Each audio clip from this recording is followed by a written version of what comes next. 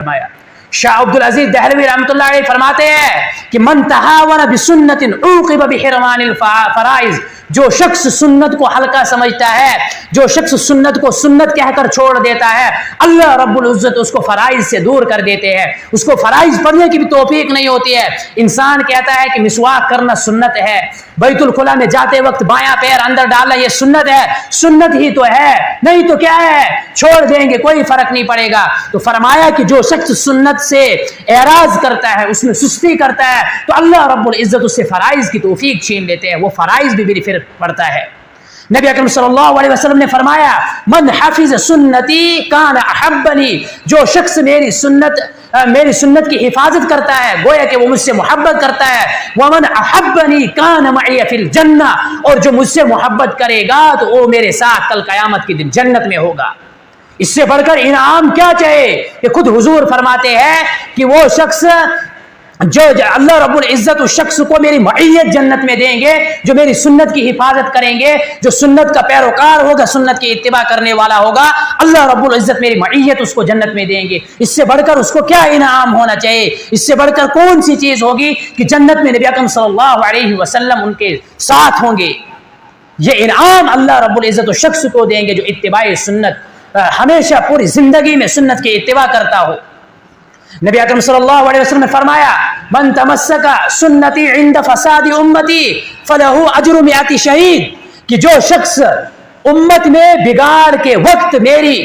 جب امت میں بگاڑ پیدا ہوگا، امت برائی کی طرف جا رہی ہوگی، امت خرافات میں، امت بدعات میں، امت محرمات میں پھنسی ہوئی ہوگی، اس وقت جو شخص میری ایک سنت کو زندہ کرے گا، اس پر کھڑا ہو جائے گا، اللہ رب العزت اس کو 100 شہیدوں کے برابر ثواب عطا کریں گے۔ 100 شہیدوں کا ثواب اس کو ملے گا۔ شہید کے بارے میں آپ کو معلوم ہے کہ اس کا خون کا قطرہ زمین پر گرنے سے پہلے اللہ اس کی مغفرت کرتے ہیں۔ یہ انعام اس شخص کو ملے گا جو شخص نبی اکرم صلی اللہ علیہ وسلم کی سنت کو مضبوطی سے تھامے گا، حضور کے طریقے پر چلے گا، اس کو اپنی زندگی میں لائے گا اور زندگی کے ہر پہلو میں اس پر عمل کرے گا، اس کو اللہ یہ انعام دیں گے، یہ مقام اور مرتبہ اللہ رب العزت دیں گے۔ نبی اکرم صلی اللہ علیہ وسلم نے حدیث پاک کے اندر فرمایا ترکت فیکم امرین لن تضلوا ان تمسکتم بہما، کہ 2 چیزیں تمہارے درمیان چھوڑ کر جا رہا ہوں، جب تک تم ان کو مضبوطی سے پکڑے رکھو گے، ان پر عمل کرتے رہو گے، تم کبھی بھی گمراہ نہیں ہوں گے، تم کامیابی کو حاصل کرو گے، تم کامیابی پر رہو گے، تمہیں کامیابی ملے گی اگر تم نے ان 2 چیزوں کی اتباع کی، کتاب اللہ و سنت نبی، ایک ہے کتاب اللہ قرآن کریم، اس کو پڑھتے رہو گے، اس کے احکام پر عمل کرتے رہو گے، اور میری سنت کو پڑھ کر اس پر عمل کرتے رہو گے، زندگی کے ہر پہلو میں اس کو لاؤ گے تو تمہیں کامیابی سے کوئی نہیں روکے گا، تم کبھی بھی نہیں گمراہ ہوں گے۔ تم دنیا کے اندر جس بھی دور میں رہو گے، جس بھی حالات میں رہو گے، جہاں پر بھی رہو گے، تمہیں کوئی پریشانی نہیں ہوگی۔ دنیا میں کیا ہو رہا ہے، طوفان بدتمیزی ہے، کچھ بھی ہے، تمہیں کوئی پریشانی نہیں ہوگی اگر تم نے کتاب اللہ کو اور میری سنت کو مضبوطی سے تھام کے رکھا۔ تو ان تمام احادیث سے اور ان تمام اقوال سے جو پتہ چلتا ہے وہ یہ پتہ چلتا ہے کہ انسان کے اعمال کی قبولیت کا جو دار و مدار ہے وہ سنت کی اتباع پر ہے۔ انسان کو اگر اپنا عمل اللہ کے یہاں قبول کروانا ہے، مقبول بنانا ہے، تو اس کو سنت کی اتباع کرنی پڑے گی، اس کو ہر جگہ پر ہر کام میں سنت کا طریقہ دیکھنا ہوگا، اس پر عمل کرنا ہوگا۔ اگر ہم صحابہ کرام کی زندگی کو اٹھا کر دیکھیں گے تو ہر صحابی، ہر ایک صحابی کے اندر کتنا شوق، کتنا جذبہ نبی اکرم صلی اللہ علیہ وسلم کی سنتوں کو اپنانے کا۔ ہجرت کے موقع پر جب نبی اکرم صلی اللہ علیہ وسلم مدینہ سے مکہ پہنچے،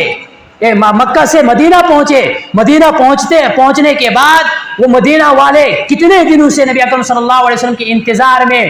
باہر نکل کر آتے تھے شہر کے کنارے پر اور حضور کا انتظار کرتے۔ جس دن نبی اکرم صلی اللہ علیہ وسلم مدینہ پہنچے تو پہنچنے کے بعد وہ خوشی کی وجہ سے اشعار پڑھنے لگے کہ طلع البدر علینا من ثنیات الوداع وجب الشکر علینا ما دعا للہ دعائن، کہ ہماری طرف ایک ودا کی گھاٹی سے ایک